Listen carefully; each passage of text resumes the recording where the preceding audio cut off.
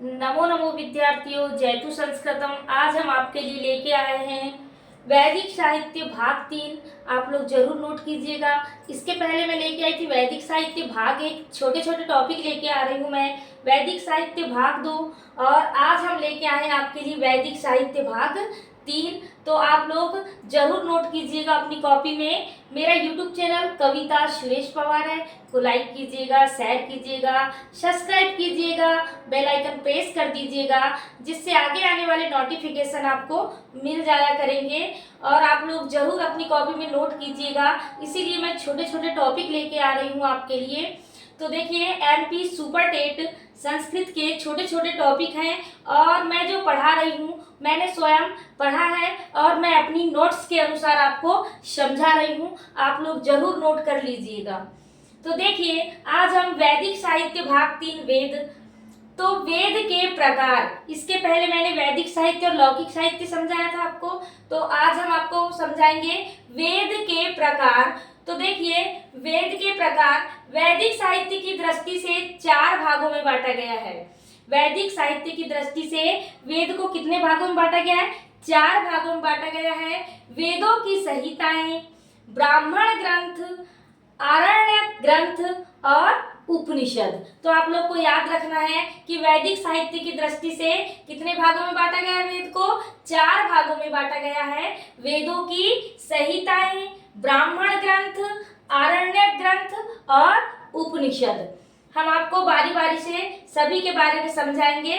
आप लोग जरूर नोट कीजिएगा अपनी कॉपी में। तो देखिए, वैदिक संहिताएं, वेदों की 4 संहिताएं हैं। कितनी संहिताएं हैं? वेदों की 4 संहिताएं हैं। आपको याद रखना है कि वेदों की संहिताएं यानी वैदिक संहिताएं कितनी है? तो 4 है वैदिक संहिताएं। आपको परीक्षा में पूछा जाता है कि वेदों की संहिताएं कौन सी है, क्या है? वेदों की संहिताएं क्या है? ब्राह्मण ग्रंथ आ जाता है, आरण्यक ग्रंथ आ जाता है, उपनिषद आ जाता है और इनमें से एक आध ग्रंथ वेद आ जाता है। तो आपको याद रखना है कि वेदों की 4 संहिताएं हैं। तो 4 संहिताएं कौन सी है? तो देखिए, पहला है हमारा ऋग्वेद संहिता। पहला क्या है हमारा? ऋग्वेद संहिता। दूसरा है हमारा यजुर्वेद संहिता और तीसरा है सामवेद संहिता और चौथा है अथर्ववेद संहिता। तो आप लोग जरूर नोट कर लीजिएगा, ऋग्वेद संहिता, यजुर्वेद संहिता, सामवेद संहिता, अथर्ववेद संहिता। अब देखिए, चारों वेद की विषय वस्तु, मैं आपको चारों वेद की विषय वस्तु समझा रही हूँ और आगे से आपको ऋग्वेद, यजुर्वेद, सामवेद, अथर्ववेद सभी के बारे में एक एक करके मैं आपके लिए वीडियो लेके आऊंगी। आप लोग जरूर नोट कीजिएगा। तो देखिए, चारों वेद की विषय वस्तु। तो हम पहले ऋग्वेद की विषय वस्तु के बारे में आपको बताएंगे कि ऋग्वेद की विषय वस्तु क्या है शॉर्ट में। तो देवताओं के स्तुति परक मंत्र। देवताओं के स्तुति परक मंत्र किसमें है? ऋग्वेद में है, देवताओं के स्तुति परक मंत्र। आप लोग देख लीजिए, ऋग्वेद देवताओं के स्तुति परक मंत्र। क्वेश्चन आ जाता है कि देवताओं के स्तुति परक मंत्र किस वेद में है? तो चारों वेद आ जाएंगे। तो आपको याद रखना है कि देवताओं के स्तुति परक मंत्र कहाँ है? ऋग्वेद में है। तो ऋग्वेद में 33 देवताओं का विभाजन है। कितने देवताओं का है? 33 देवताओं का क्या है? विभाजन है। तो देवताओं के स्तुति परक मंत्र कहाँ है? ऋग्वेद में है। विषय वस्तु है चारों वेद की। यजुर्वेद, तो देखिए, यजुर्वेद यज्ञ और कर्म कांडों वाला वेद है। तो यज्ञ और कर्मकांड किस वेद में है पूछा जाता है? तो आपको क्या लगाना है? यजुर्वेद। आप लोग याद रख लीजिए, य से यज्ञ, तो य से यज्ञ और कर्म कांडों वाला वेद क्या है? यजुर्वेद है। अब देखिए, तीसरा है हमारा सामवेद। तीसरा क्या है? सामवेद सोमयाग, जिसे क्या कहा जाता है? सोमयाग। आप लोग याद रखिएगा, सोमयाग वाला वेद कौन सा है? सामवेद है। स से याद रख लीजिएगा, य से यज्ञ, यजुर्वेद और देवताओं के स्तुति परक मंत्र वाला वेद। तो देखिए, सोमयाग, सामवेद, सोमयाग संगीत का जनक। संगीत का जनक किस वेद को कहा जाता है? तो आप लोगों को सभी को पता होगा कि संगीत का जनक सामवेद को कहा जाता है। अब देखिए अथर्ववेद, कौन सा वेद है? चौथा है हमारा अथर्ववेद। वेद तो 4 होते हैं ना, आपको मालूम ही है। तो ऋग्वेद, यजुर्वेद, सामवेद और चौथा हमारा अथर्ववेद। तो अथर्ववेद देखिए, मारण, सम्मोहन, उच्चाटन, वंशीकरण, भैषज, औषधियों, मतलब इसको कहा जाता है जादू टोना वाला वेद। तो जादू टोना वाला वेद, वंशीकरण मतलब जादू टोना, वंशीकरण मतलब जादू टोना वाला वेद कौन सा वेद है? हमारा अथर्ववेद है। परीक्षा में पूछा जाता है कि जादू टोने वाला वेद कौन सा है?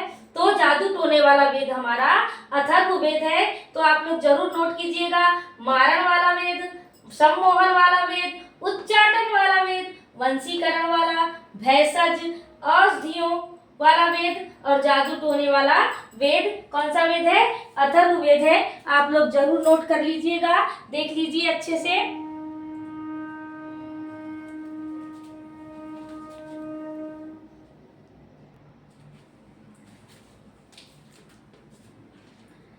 तो देखिए, हमने अभी आपको चारों वेद की विषय वस्तु बताए थे। अब हम चारों वेद के ऋत्विक बता रहे हैं आपको। तो चारों वेद के ऋत्विक का मतलब है मंत्रों का उच्चारण करना, मंत्रों का उच्चारण करना। तो देखिए, चारों वेद के ऋत्विक, क्योंकि एग्जाम में पूछा जाता है चारों वेद के ऋत्विक। तो देखिए, ऋग्वेद का क्या है? होता। ऋग्वेद का क्या है? होता है, जिसे होत्र वेद भी कहा जाता है। तो ऑप्शन आ जाता है कि होत्र वेद किस वेद को कहा जाता है? तो आप लोग लिखिएगा ऋग्वेद को कहा जाता है। तो देखिए, ऋग्वेद का होता, जिसे होत्र वेद कहते हैं, ऋत्विक है ये। तो आप लोग याद रखिएगा चारों वेद के ऋत्विक। अब देखिए, ऋग्वेद का होता होत्रवेद, यजुर्वेद का अध्वर्यु, यजुर्वेद का अध्वर्यु और सामवेद का उद्गाता और अथर्ववेद का ब्रह्मा, जिसे चारों वेद का ऋत्विक कहा जाता है। तो एक बार और याद कर लीजिए आप, ऋग्वेद का होता, जिसे होत्रवेद कहा जाता है। किसे कहा जाता है होत्रवेद? तो ऋग्वेद को कहा जाता है। अब देखिए, यजुर्वेद अध्वर्यु, यजुर्वेद का अध्वर्यु, याद रखिएगा आप लोग, यजुर्वेद का अध्वर्यु। सामवेद का उद्गाता, सामवेद का उद्गाता और अथर्ववेद का ब्रह्मा, जिसे चारों वेद का ऋत्विक कहा जाता है। तो क्वेश्चन आ सकता है आपको कि चारों वेद का ऋत्विक क्या है? तो कभी कभी आ जाता है चारों वेद का ऋत्विक ब्रह्मा है ऑप्शंस में, और अथर्ववेद। आप लोग क्या लिखेंगे? चारों वेद का ऋत्विक कौन सा वेद है? तो अथर्ववेद है। अब देखिए, चारों वेद की प्रकृति, चारों वेद की प्रकृति। तो चारों वेद की प्रकृति क्या है? तो ऋग्वेद की प्रकृति है, कैसा वेद है ये? पद्यात्मक वेद है। कैसा है? पद्यात्मक वेद है। क्या? ऋग्वेद। यजुर्वेद गद्यात्मक वेद है, गद्यात्मको यजुः। क्वेश्चन आया था एक बार, गद्यात्मको यजुः, तो कौन सा वेद है? यजुर्वेद। गद्यों वाला वेद कौन सा है? यजुर्वेद है। तो गद्य वाला वेद क्या है?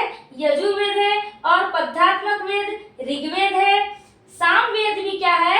पद्यात्मक है। तो आप लोग याद रखिएगा, पद्य वाला वेद ऋग्वेद और सामवेद है, और अथर्ववेद गद्यात्मक और पद्यात्मक दोनों तरह का वेद है, जिसे चंपू काव्य कहा जाता है। गद्य और पद्य वाला वेद किसे? गद्य और पद्य मतलब चंपू काव्य। तो देखिए, पृथ्वी की स्तुति भी किसमें की गई है? अथर्ववेद में की गई है। तो आप लोग जरूर नोट कर लीजिएगा। मैंने बिल्कुल अपनी नोट्स जो तैयार की है वही आपके लिए लेकर आई हूँ। तो देखिए, आप लोग जरूर नोट कर लीजिएगा, ऋग्वेद पद्यात्मक, यजुर्वेद गद्यात्मक, सामवेद पद्यात्मक और अथर्ववेद गद्यात्मक पद्यात्मक, है ना, जिन्हें चंपू कहा जाता है। तो पृथ्वी की स्तुति भी कहाँ की गई है? अथर्ववेद में की गई है। अब देखिए, वेद और उपवेद, वेद और उपवेद, तो आप लोग जरूर नोट कीजिएगा। तो उपवेद पूछा जाता है परीक्षा में कि ऋग्वेद का उपवेद क्या है। तो ऋग्वेद का उपवेद क्या है? तो ऋग्वेद का आयुर्वेद है, यजुर्वेद का धनुर्वेद है। ऋग्वेद का आयुर्वेद, यजुर्वेद का धनुर्वेद, सामवेद का गानवेद या गंधर्व वेद। सामवेद का गानवेद या गंधर्व वेद। और चौथा है हमारा अथर्ववेद। तो अथर्ववेद के देखिए, सर्पवेद, पिशाच वेद, असुर वेद। तो ये डराने वाले हैं। सर्प से हमें डर लगता है या नहीं?